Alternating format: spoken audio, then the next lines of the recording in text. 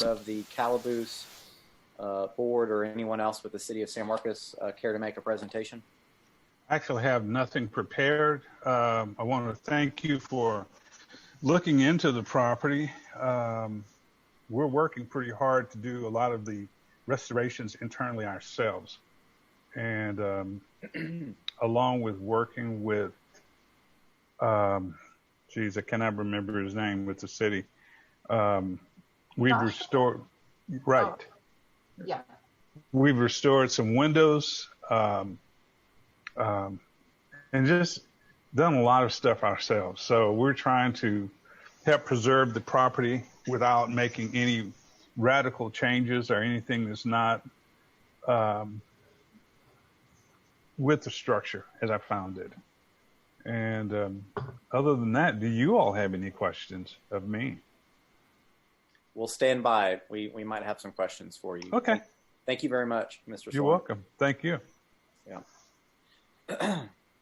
Okay. Allison, is there anyone else? No, sir. Okay. Seeing and hearing. Okay. You don't have public hearings for. Oh, yes. Sorry. It was a public hearing. I'm sorry, Lisa Marie. Yeah, she had signed up for public hearings as well. I apologize. All right. Just check. Go ahead. Hi, I'm Lisa Marie Coppola at 1322 Belvin. I applaud them keeping this in its historic area. I've been in there, and I think it's important that there's a PR piece with this so that a larger public knows about this, not just San Marcos. My master's degree is in Black feminist theory, and I focus specifically on the use of narratives. And the stories that come out of there are very compelling. Quite frankly, Mr. Salone, we should get a priest in there or a Native American guy to bless that place, because that KKK with the blood on it, it's creepy. It is very creepy. But... Yes, it is, sir. But people need to see it. They need to see it. But I wish we could get some incense in there and a priest, because it's very scary, but it smacks you right in the face. And I applaud you guys. I just hope that maybe they could just make sure there's no mold in there. And I'll go in there and check it for you, because I'm like a canary in a mold mine. And I just remember when I went in there and I looked at that thing, it freaked me out.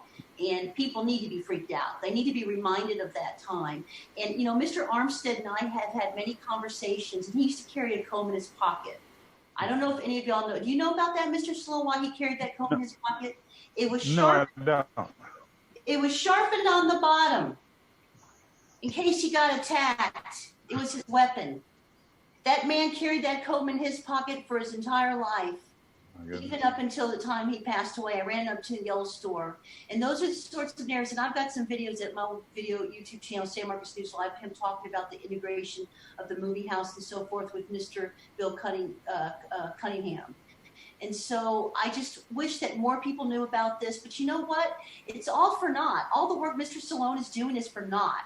If we can't quit focusing on legal reform and focus on historic preservation, because we had a nationally registered historic monument pummeled for a high rise in the middle of a pandemic with workers not wearing masks. So all of his work's for naught if we can't get some sort of teeth in the code. So, Mr. Sloan, get a priest out there. It's creepy. But I just love what you guys are doing, and I've been in there, and I love Mr. Armstead, and I knew his wife as well, and God bless you for all your work. You're in my prayers, sir. Well, thank you. Yes, sir. Thank you for your time, and God bless San Marcos.